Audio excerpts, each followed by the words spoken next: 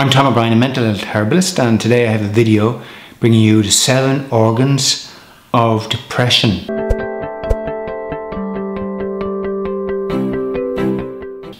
Very often depression is promoted as if it's just affecting one organ, the brain, the nervous system, but it doesn't. It affects these 7 and more. So today I'm going to talk to you about the 7 organs of depression and what you can do maybe to heal depression naturally with foods and medicine, and that's my channel's purpose. And if you're new here, why not subscribe? Okay, let's get started. So the first one obviously is the brain. The brain is a key organ in depression.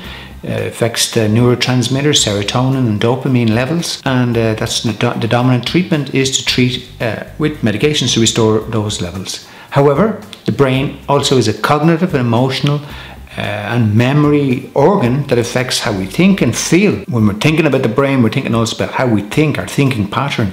We can have distorted thinking that's very black and negative, and we need to restructure our thinking, because if you think positive and you have a mindfulness approach to life, you can actually change the way you feel through your thoughts. The power of the brain is immense, and what it is, the primary organ of depression, it's just one, and there are many herbs that I can use.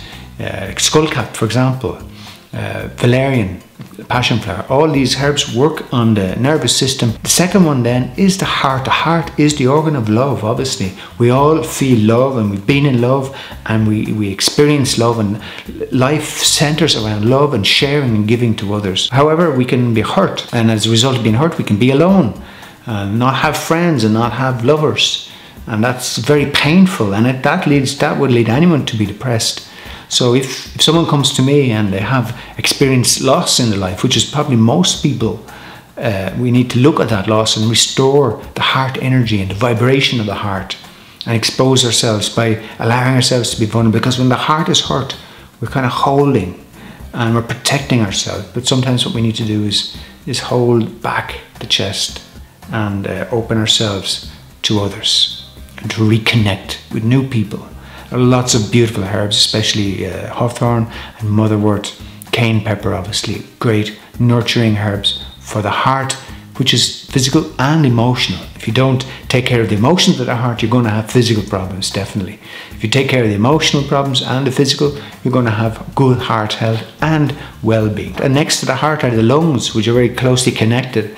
And in Eastern philosophy, the lungs are about holding and letting go and giving and receiving. That's what the lungs do. They receive oxygen and they give out carbon dioxide. They keep us alive. Symbolically, we can hold on to stuff and not let it go, and that's the lungs are a central organ of giving and receiving, psychologically, emotionally as well, and we need to let go. Often we do things like smoking to suppress lung energy and to suppress loss, and what we need to do is allow that energy up. Things like meditation, mindfulness and yoga, great practices for lung energy and well-being, to restore the breath of life. Number 4 is gut. The gut health is really, the gut is a second brain. You've probably heard that. Dr. Mercola talks about the gut being responsible for producing 70 to 80% of our serotonin, that well-being, good feeling neurotransmitter that's needed for good mood. So if we need to produce more serotonin, a well-being neurotransmitter, we need to nurture the gut with healthy foods, plant-based diet, nuts and seeds, and get rid of all the white types of foods and processed foods and overly cooked foods. The cooked food is okay, but it's get that balance, striking it, getting in lots of green and colour and healthy, vibrant energy food into your diet.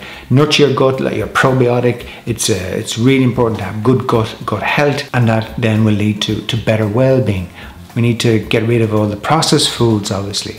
That's sedating us, putting us down. Sugars as well. So good gut health is going to make us feel well and trust our gut, follow our gut, and we're not going to be holding on. Have good bowel movements and not being constipated. That's another type of holding.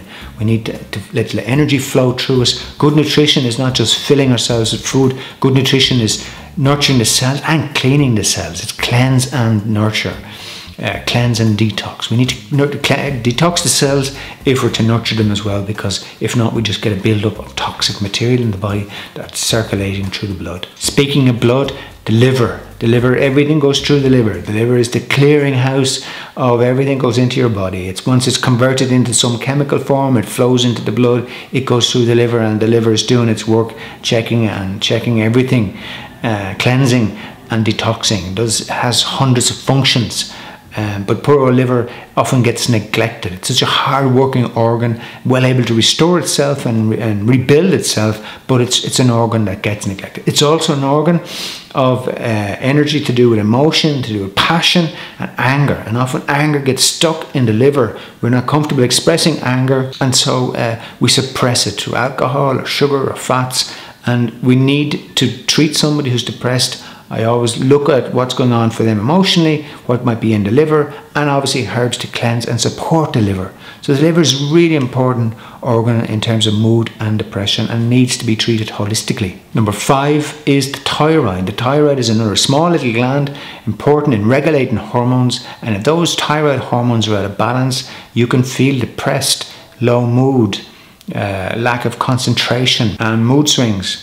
All these things, symptoms of depression. If the thyroid is out of function, you need to talk to your doctor, get your thyroid checked, get all the proper tests done, and also consult with a holistic practitioner in relation to your thyroid, because the medical community have a different view. Finally, the skin. The skin, why am I talking about the skin? Because the skin is the outer organ of the body. It tells the story of who we are, and it holds a memory. So if we're feeling depressed, it's going to be in our skin. If we're feeling well and vibrant and good energy, it's going to be in our skin. So the skin is really the organ I'm talking about, not necessarily the one you have to treat first, but it's going to be the one that's going to tell the story about your recovery, your energy, are you vibrant? And so if you look after all the other organs and you do some exercise, some meditation, yoga, and you have a balanced life, good diet, and you're starting to let stuff go, it's going to be reflected in the skin. The skin is going to be vibrant. You're going to vibrate good energy towards others, and people are going to notice it. So that's it, the 7 organs of depression. I hope you found this useful. The purpose is to kind of get people thinking a little bit outside the box in terms of how depression is normally portrayed by the medical profession and the media. Get you thinking about, when you go to your practitioner, whether it be a doctor or a herbalist or whoever, how do they look at depression? How do they treat you? Are they just treating one organ? If they're just treating one organ, it's not going to work. That organ will improve, probably, maybe, hopefully. But certainly if they're not looking at the liver, if you're not looking at the gut health, if you're not looking at the lungs, the heart, all of these issues, the depression will linger. We need to have vibrancy in all our cells. That's what well-being is. I wish you well-being. I wish you peace and love, and hope to see you in the comments. Let me know in the comments what you thought of this video, your experience, and I'll see you in a video very soon. Take care. Bye-bye.